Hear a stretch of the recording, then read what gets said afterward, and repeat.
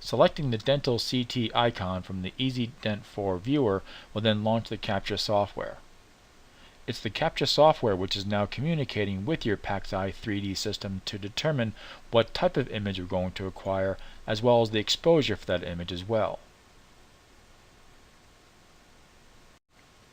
In this window we can verify what mode that we're in, the patient that's going to be scanned, the exposure for that particular scan, as well as our image options along the right hand side. In this case here, we're going to verify that we are in the pano mode for doing our 2D panorama image. We can then also verify that we are in the correct patient chart by identifying our chart number, name, gender, as well as her age. It's this demographic information that will automatically set the KVP and MAs for our particular exposure. We have the option of male, female, as well as child. Any patient who is 13 years or under will automatically default to child.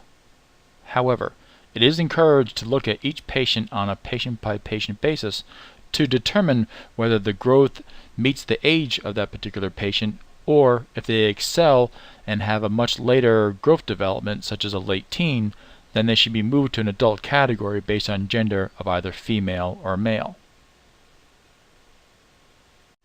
Once we set our exposure based on gender or age, we also have the ability to adjust our exposure based on density, such as hard, normal, and soft. Classifications for these would be such as age, where an 18-year-old patient potentially has a harder bone density than someone who is elderly and may be under a softer category.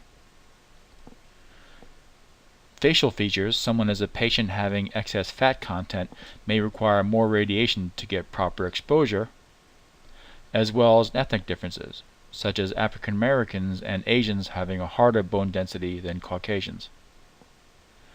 A vast majority of your patients will probably fall under the normal category, so it's encouraged to look at each patient on a case-by-case basis to see which end of the spectrum they fall under. Once we've chosen the exposure for our image, we can then navigate to the upper right hand corner and determine our image quality. And there are 3 image quality options to choose from: normal, high definition or HD, ultra high definition or UHD. Depending on which option you select will then make changes as far as the device as well as image quality. For instance, under normal, the exposure time is roughly 10 seconds. HD is roughly 13 seconds. UHD is a 20-second scan. The detail that you'll render within the image is also directly proportionate to the size of the image.